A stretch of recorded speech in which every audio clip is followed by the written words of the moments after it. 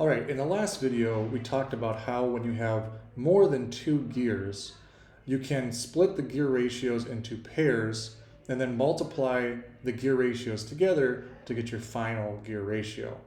And we also found out that when you have an idler gear, so when you have three gears and you have an idler gear in the middle, that idler gear actually doesn't matter. You can take that out of the equation and pretend like there's just the beginning gear and the end gear, or the driver and the driven, whichever one is which.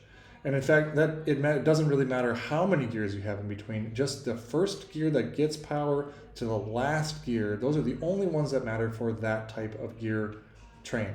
However, in front here, we have what's called a compound gear train.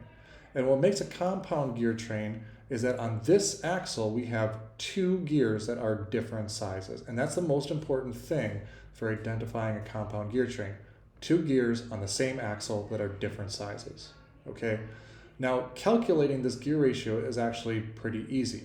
We calculate the gear ratio of these two gears, we calculate the gear ratio of these two gears, and we multiply them together, all right?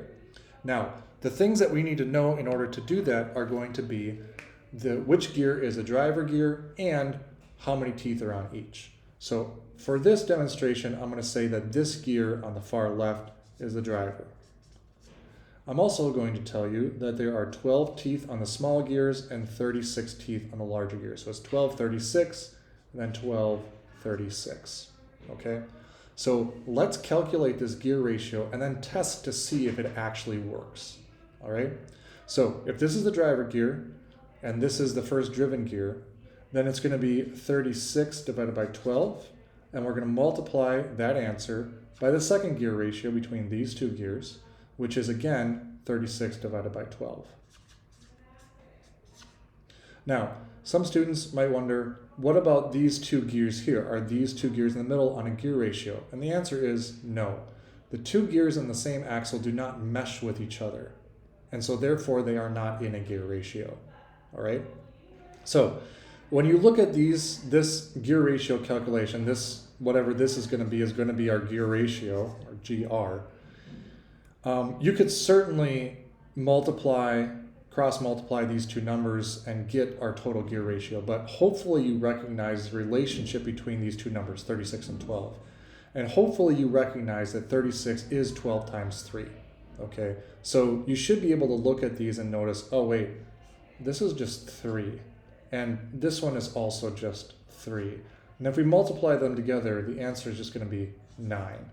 All right, now, if you recognize that, great. You should be able to do this without a calculator. If you don't recognize that, well, then you have to go through and multiply 36 times 36 and then divide that by 12 times 12, which is a lot of steps. So this is much faster.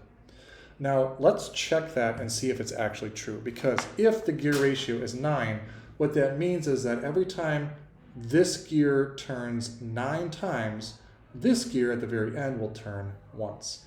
And now what I've done is I put a little mark on this gear, and I've got this bolt of this collar pointing straight up. And what I'm going to do is I'm going to turn this gear 9 times, and if this is correct, this gear will make one complete rotation. So here we go. Ready? 1, 2, 3, 4, 5, 6, 7, 8, 9. And look at that.